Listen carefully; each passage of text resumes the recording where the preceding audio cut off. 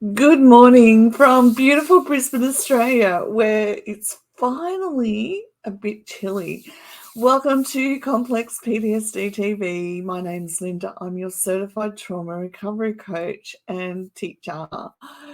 It's great to have you with us, and welcome to all the new followers. And it's so good to know that you're finding all the practical information really, really handy.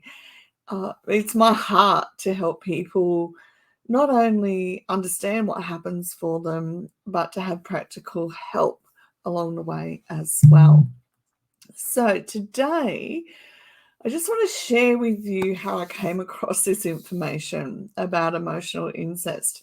I was actually writing a core unit. So this is core unit 3 on the complex trauma certification, and doing a module on interpersonal boundaries.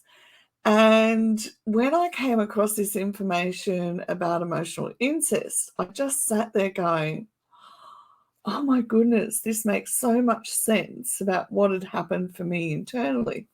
So as I go through the information, I'm going to give you examples of the information as well, so that you can sit down and reflect on what it means for you and how it's impacted your life along the way. Okay, so here we go. Emotional incest, and this is in the context of boundaries as well. So not boundaries as in how far away from me you stay, it's boundaries as in how are we connecting, what's happening in the context of our connection, and what's the impact of our connection having on me and you. But of course, as children, as little children, we don't have that language at all. So emotional incest is when a parent shares adult secrets, a parent or caregiver share adult secrets with children, with us, and that's called emotional incest. And it's called emotional incest because of the impact that it has on us as well. So parents treat their children as close adult friends or surrogate spouses.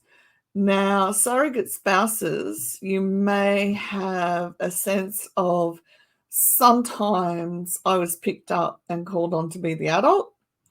And then when I wasn't needed as the available adult to be their surrogate spouse, I was actually put to one side and ignored.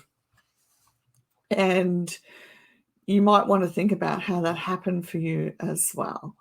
So we want to imagine the pressure children feel when they are told inappropriate information and have no language or skills. Remember that's skills, pardon me, to know what to respond with, and are traumatized and seeking their parents' love and approval. So up until the age of 10 months, we're storing information in our brain via sensory information, and up until 5 or 6, we're storing information in our brain via images. So imagine being that little child, your parents they're this big person, and they're sharing information with you that not only is way beyond age appropriate, but it's also information that you have no ability to respond to in any way, shape, or form. And the image that comes to my mind is of a little girl comforting a parent, patting them on the back, because what else does she say? So, sorry, I've just lost my track. I don't know why. Okay, so parents who share intimacies with children tangle their children in an emotional web that prevents growth. Children battling emotional incest are not able to strengthen their boundaries enough to become individuals. So you can look at this from a number of different angles. So we want to look at it from, I'm not being affirmed as a child, I'm not being communicated with emotionally, I'm not in that way, I'm not being taught about emotions and what they mean. And I'm also not being taught how to communicate back and forth with those emotions. Okay. So then all of our boundaries are crossed totally all the time. And when we keep going, it actually makes perfect sense. So the secrets of the adult become the children's problems to solve, and they become unable to determine whose feelings are whose, and therefore we have damaged emotional boundaries. So we think about somebody who is angry, and you walk into the room and they don't even have to speak, and you know they're angry. So this is what happens for us as kids. The boundaries become crossed because we learn to anticipate or look for all the signs, the clues of what our parents are feeling at any given point in time. But it's like even having an enmeshment with them, okay? There's no, that's my parent and that's me. It's all one and the same. And you may have grown up to be emotionally very responsible.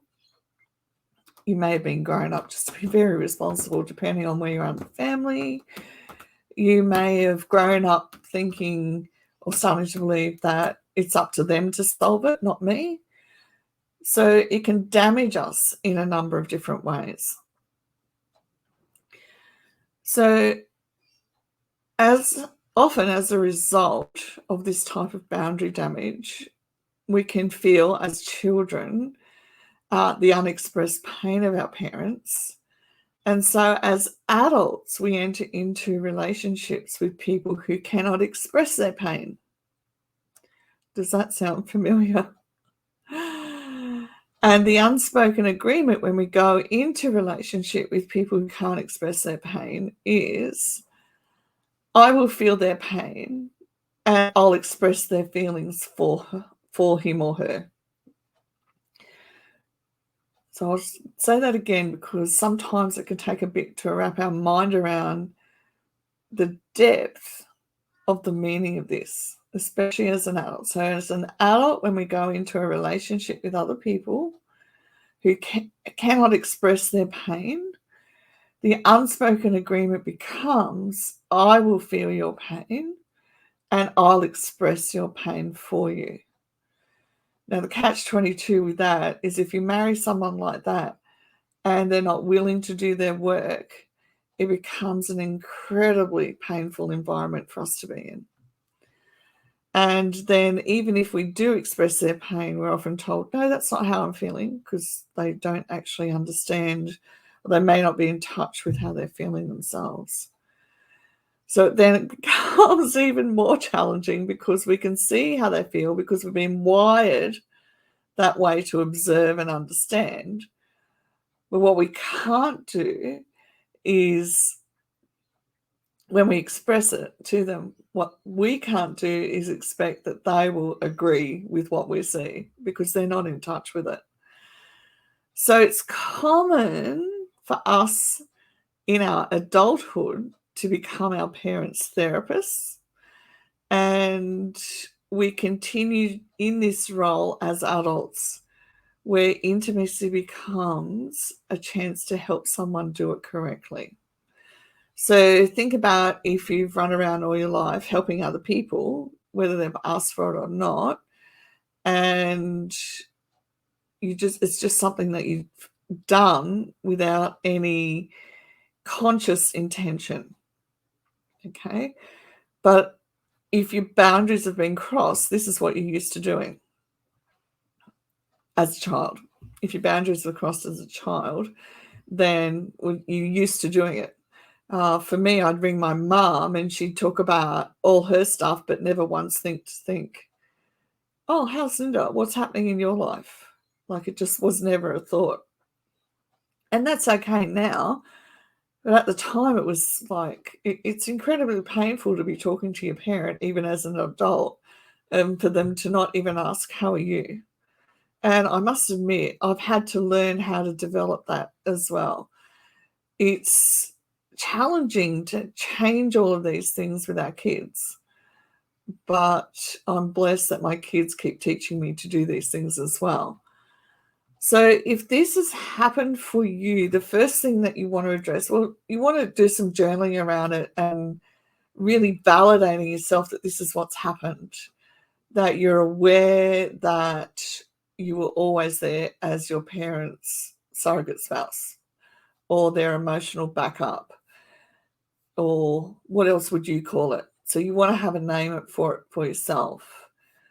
And then you want to go about thinking, well, how can I individuate from that? So how do I become who I am as opposed to how or who I've had to be in order to be in this relationship with my parents?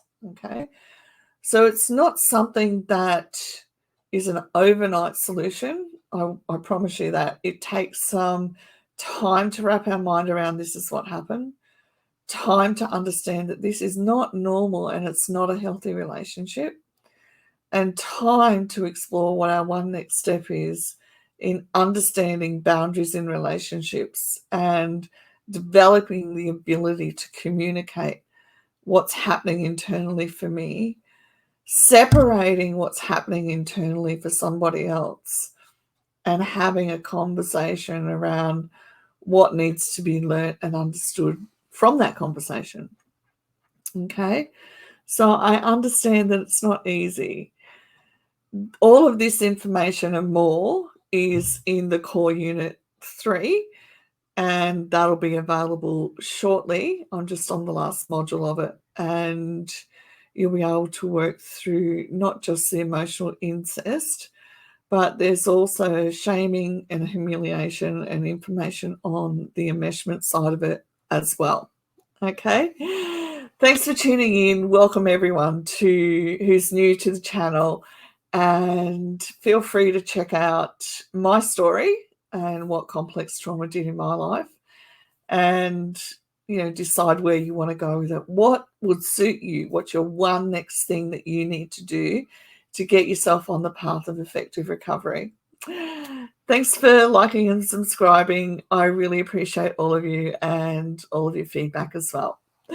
Have a great day, and I'll see you on the next broadcast. Bye for now.